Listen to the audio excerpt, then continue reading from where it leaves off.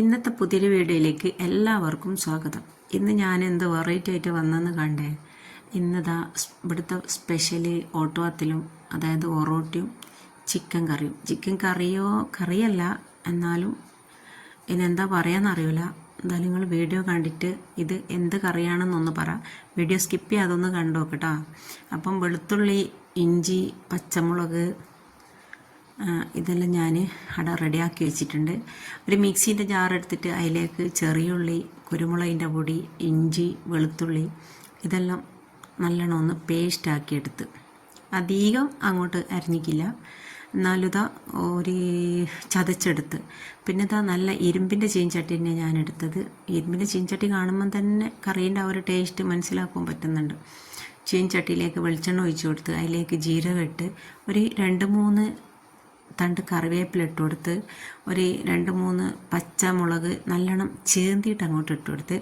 ഇത് നല്ലോണം അതിൻ്റെ ഒരു പച്ചമണം എല്ലാം മാറി വന്നേരം നമ്മൾ ഇതായി മിക്സിയിൽ നിന്നുള്ള ഈ ചതുക്കിയെടുത്തിട്ടുള്ള ഈ അരപ്പുണ്ടല്ലോ അതും അതിലേക്ക് ഇട്ട് കൊടുത്ത് നന്നായിട്ടൊന്ന് അത് ചേർത്ത് കൊടുക്കുന്നുണ്ട്.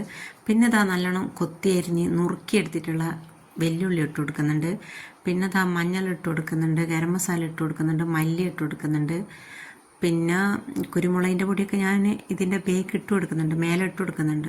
പക്ഷേങ്കിൽ ചുവന്ന മുളകോ കാശ്മീരി മുളകോ അതൊന്നും ഇടണ്ട, അപ്പോൾ കറി ചുവന്ന് പോകും.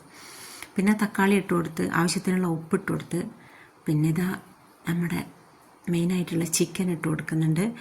ചിക്കൻ ഇതിട്ട് നല്ലോണം ഒന്ന് ഇളക്കി അതിലേക്ക് കുറച്ച് വെള്ളം ഒഴിച്ച് കൊടുത്ത് നല്ലോണം ഒന്ന് മിക്സാക്കി അതൊന്ന് യോജിപ്പിച്ചെടുക്കുക. അപ്പോൾ ഇതാ കറിയെല്ലാം പസ്റ്റി വന്ന് പിന്നെ അതിലേക്ക് കുറച്ചും കൂടെ കറിവേപ്പില ഇട്ട് കൊടുക്കുന്നുണ്ട്, അതിലേക്ക് ചപ്പിട്ട് കൊടുക്കുന്നുണ്ട്. അതൊരു സൈഡിൽ നടന്ന് ആയി വരുന്ന സമയത്ത് നമ്മൾ ഗ്രൈൻഡറിൻ്റെ ഒത്ത് അരിയിട്ട് കൊടുക്കുന്നുണ്ട്. ഞാൻ ഏതരിയ ഓട്ടുവാത്തിലിനോ അതായത് ഒറോട്ടിക്കോ അതിലെടുക്കുന്നതെന്ന് ചോദിച്ചാൽ നിങ്ങൾ ചോദിച്ചിക്കൊന്നുമില്ല, ചോദിക്കേയില്ല, എന്നാലും ഞാൻ പറയാം. ഞാൻ ചോറ് വെക്കുന്ന പൊന്നിയരി, മറ്റേ ഗോദ്രേജ് അങ്ങനെയുള്ള ഒരുപാട് അരി ഉണ്ടല്ലോ, വൈറ്റ് ഹൗസ് അങ്ങനെയുള്ള അരിയാണ് ഞാൻ എടുക്കുന്നത്, എന്നാലേ ഓട്ടുവാത്തിൽ നന്നാവുള്ളൂ. അപ്പോൾ അത് ആ ഓട്ടുവാത്തിൽ അവിടെ നിന്നാകുന്നുണ്ട്. നമ്മളെ കറി ഇവിടുന്ന് കുറുകി വരുന്നുണ്ട്.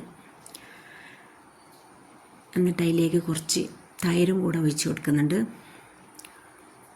പിന്നെ ഇതിൽ ഞാൻ കുറച്ചും കൂടെ കുരുമുളകും ആഡ് ചെയ്ത് കൊടുക്കുന്നുണ്ട്. കാരണം നല്ലൊരു ബ്ലാക്ക് കളറാവും.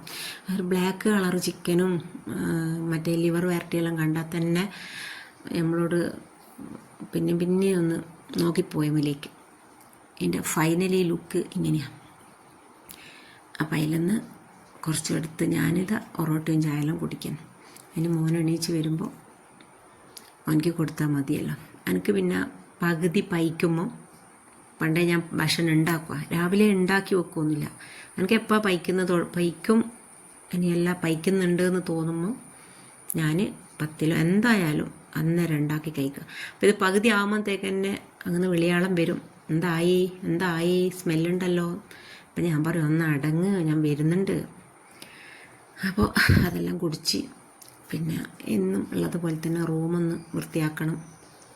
അപ്പോഴത്തേക്ക് മോൻ എണീച്ചിരിക്കാനും അപ്പോൾ എൻ്റെ റൂമും വൃത്തിയാക്കി, മോൻ്റെ റൂമും വൃത്തിയാക്കി.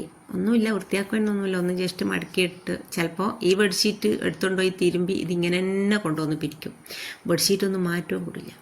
എല്ലാം പിരിച്ച് വരുമ്പം കണ്ട കാഴ്ച മക്കളെ ഇതല്ല, ഇതിൻ്റെ 222 അങ്ങ് വേറെ ഉണ്ട്.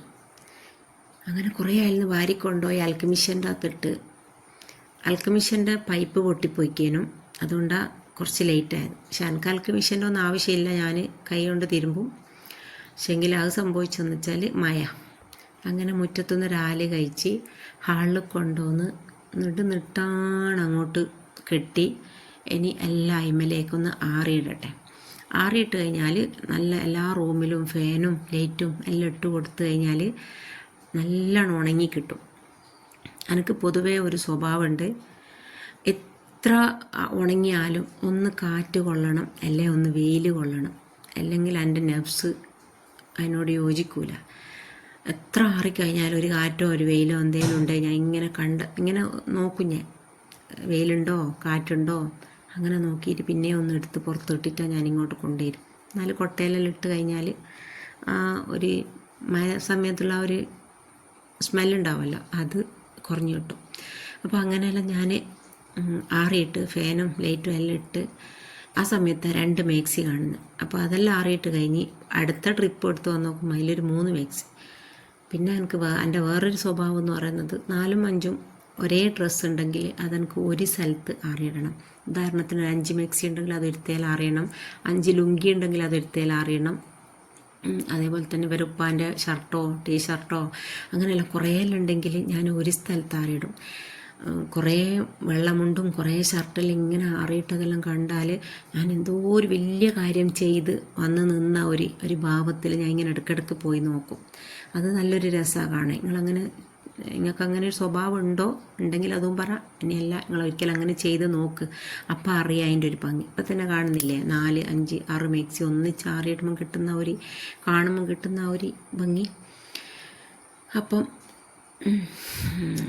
ചായ കുടിച്ച് അലക്കി ഇതൊക്കെ കഴിഞ്ഞ് ഇനി ആറിയിട്ട് ഇതിൻ്റെ ബാക്കി പരിപാടികളെല്ലാം ഉണ്ട്.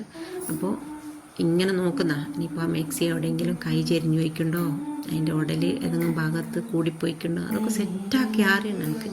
എല്ലാ സമയത്തൊന്നുമില്ല, എല്ലാ സമയത്ത് ഇങ്ങനെ ചെയ്യും. അപ്പം ഇതൊക്കെ കണ്ടിങ്ങനെ ആസ്വദിക്കുന്നുണ്ട്, താളം പിടിക്കുന്നുണ്ട്, 2 വരി പാട്ട് പാടുന്നുണ്ട്. എന്തെങ്കിലും ഇങ്ങനെ ചെയ്യുമ്പോൾ ഇങ്ങനെ പാട്ടൊക്കെ പാടി ആസ്വദിച്ച് ചെയ്യും. അപ്പോൾ ഇത്രയൊക്കെ തന്നെ വീഡിയോ ഉള്ളൂ. ഇഷ്ടമായ ലൈക്ക് ചെയ്യുക, ഷെയർ ചെയ്യുക, സബ്സ്ക്രൈബ് ചെയ്യുക.